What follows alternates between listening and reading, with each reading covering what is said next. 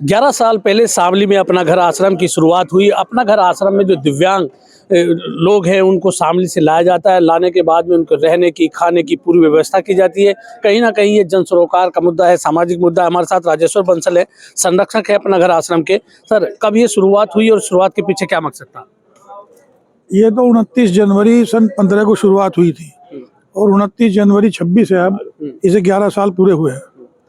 मकसद ये था कि जो लोग जिनका दुनिया में कोई नहीं है, जो विकलांग हैं या कि कहीं इस तरह से लेटे रहते हैं, पड़े रहते हैं, नदी नालों का पानी पीते रहते हैं, गंदा पानी गंदा खाना खाते रहते हैं, उन्हें एक जगह रखा जाए, अपना घर बनाया जाए और उनके खाने का, रहने का ये इंतजाम किया जाए। तो इस बात को भरतपुर में हमने पहले देखा था। सबसे पहले भरतपुर में आपने देखा? हाँ, भरतपुर में मुझे महाराज जी, विजय कौशल जी महाराज लेके गए थे कि तुम्हें एक चीज़ दिखा के लाता हूँ और ये शामली में आप बाद में सोचना, पहले देख के आओ क्या है। उस वक्त वहाँ 350 बेड का था जब मैं वहाँ देख के आया। ये बात है मार्च सन 14 की। तो यहाँ शामली में कितने बेड का आपने बनाया? शुरू में 50 बेड का बनाया था, अब 150 बेड का मर्दों का और 60 बेड का महिलाओं का है। तो कैसे लाया जाता है इनको अपना घर आश्रम में जब ये रहते हैं? कैसे सूचना मिलती है? किस तरह से उनको लाके फिर उनके लिए इलाज होता है? उनको जब वो ठीक हो जाते हैं किस तरह वापस भेजने की प्रक्रिया है? कहीं से भी सूचना मिल जाए कि हमारे यहाँ एक प्रभु जी पड़े हैं, उनका कोई वारिस नहीं है, यहाँ यहीं से खाना पीना वैसे गंदा संदा खा रहे हैं, तो हमारी गाड़ी है, 2 हमने गाड़ी रख रखी है, एम्बुलेंस, उन्हें आदमी 2-3 भेजते हैं, उन्हें ले आते हैं और ला के उनकी सेवा करते हैं या उन्हें खाना टाइम पे नहाना ये सब देते हैं, तो ठीक हो जाते हैं। बहुत से लोग, करीब 480 लोग के करीब 10 साल में, 11 साल में ठीक होके चले गए। ठीक है, मैं आऊँगा आपके पास। आप बताइए, अपना घर आश्रम से आप भी जुड़ी हैं? जी, मैं यहाँ की मेंबर हूँ और मुझे मतलब बहुत ही अच्छा लग रहा है। मैं इसी साल से ही मेंबर हूँ यहाँ पर, लेकिन मैं हमेशा कोशिश करती हूँ, मैं यहाँ पे हर महीने एक हमारी मीटिंग होती है 5 तारीख में, और मैं कोशिश करती हूँ उस मीटिंग में हमेशा ही यहाँ पर प्रेजेंट रहूँ। और हम लोग जो भी महीने में हमें जो भी प्रॉब्लम्स होती हैं या फिर कोई भी चीज़ की आवश्यकता होती है, तो हम उसको नोट डाउन करते हैं, कोशिश करते हैं उसको जल्द से जल्द पूरा करा जाए। कैसे जुड़े अपना घर आश्रम से? कैसे आपको पता लगा कि एक संस्था यहाँ चली है जो दिव्यांगजनों के लिए बेहतर काम करती है? जी है, हमारी यहाँ पे बुल्लन मुखिया के नाम से हमारी पुरानी संस्था है, वो हमारे पड़ बाबा जी हैं, तो हमारे ताऊ जी अशोक गर्ग जी, उन्होंने ही हमें इससे संस्था से जोड़ा था कि अपना फैमिली मेंबर यहाँ पे होगा और इससे क्या होगा कि हम और ज़्यादा जितना हम अच्छा कर सके अपनी सोसाइटी के लिए, तो वो हमारे लिए बहुत अच्छी गर्व की बात होती है। गर्व की बात होगी। हमारे साथ सेक्रेटरी है जी, गर्ग साहब, आप बताइए किस तरह, अभी विधायक जी ने कहा प्रभु जी नाम इनको दिया जाता है, तो किस तरह इनकी सेवा की जाती है? भाई ये तो जैसा कहीं से भी सूचना आवे तो मुझे यही कहे भाई इसे प्रभु जी को रोक के रखो। कई बार हमारी गाड़ी जावे तो वो प्रभु जी निकल जावे, तो अभी यही कहने चाहे भाई पे आके रोक के रखो और उनके लाने के बाद यहाँ पहले उन्हें नहाना धुआना, नखून काटने, बाल काटने और फिर उसे खाना देना और दवाई का उसका इंतजाम करना। मेन बात यही होती है और मेन बात साफ सफाई से, नहाने धोने से, उससे ही ठीक होते हैं ये। और जो आदमी ठीक हो जाते हैं वो, उनकी शाम के टाइम काउंसलिंग होती है, पूछते हैं बाबूजी वगैरह भाई कोई कहाँ का है कहाँ का नहीं, तो हर हफ्ते एक आध बोल जाता है। तो जो बोल जाता है तो जैसे गांव वाले कोई प्रधान है, कोई थाना है, या ऐसा कोई और सेवा भावी लोग हैं जो हमारे से जुड़े हुए, बहुत जगह हमारे आश्रम है उन एरियो में, तो उन्हें फिर खबर देते हैं, तो वो फिर बता दे, फोन वोन आ जाता है जी। फोन आ जाता है। तो उस तरह कलेक्टर हमारे साथ रिटायर्ड IPS अफसर है, तो जी सर, अपना घर आश्रम में भी आप हैं, शामली के रहने वाले हैं, इस तरह की संस्थाएं और होनी चाहिए, लोगों को आगे आना चाहिए ताकि जो दिव्यांगजन सड़क पर घूमते हैं उनको कहीं ना कहीं उनका हेल्थ भी ठीक रहे, वो स्वस्थ हो जाए। ये बहुत बड़ी समस्या है कि सड़क पे जो ये इस तरीके से बेचारे लावारिस, विकलांग, दिव्यांग, मानसिक रूप से सक्षम लोग मिलते थे, तो पुलिस भी ये सोचती है कि इनका क्या करें।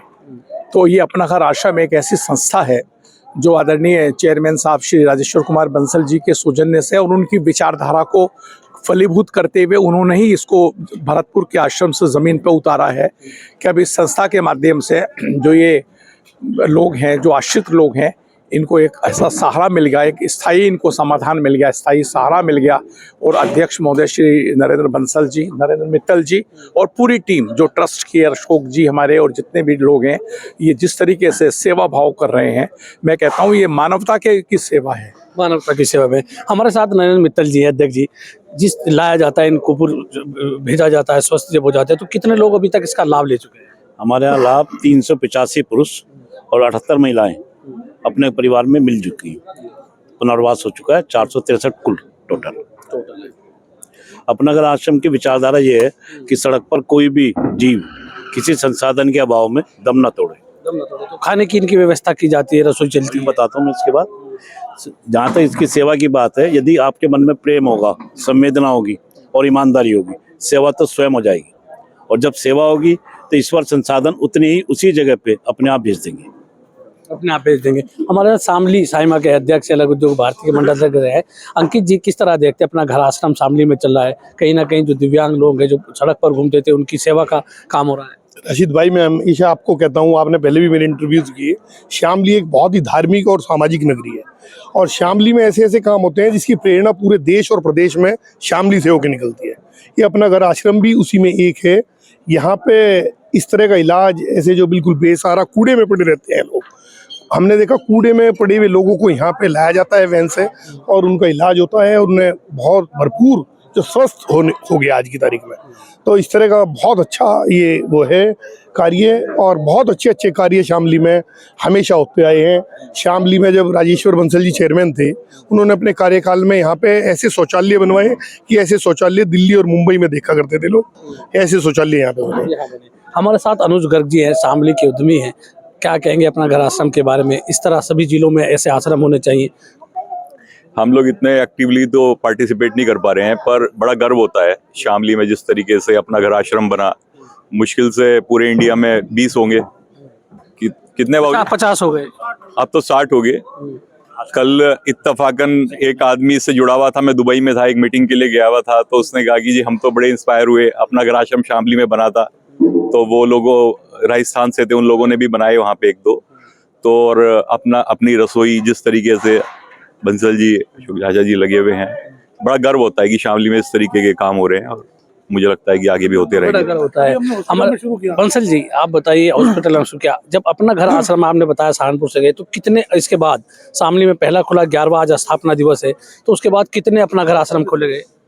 मेरे ख्याल से अब मित्तल साहब अब कितने हो गए? सारे हमारे 65 हो गए ना, 69 हो गए। जब उस वक्त तो ये उत्तर प्रदेश में पहला था, 13वां नंबर था और उत्तर प्रदेश में पहला था। उत्तर प्रदेश में शामली में सबसे पहला शामली में।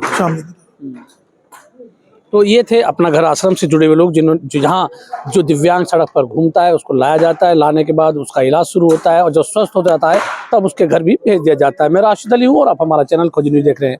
धन्यवाद।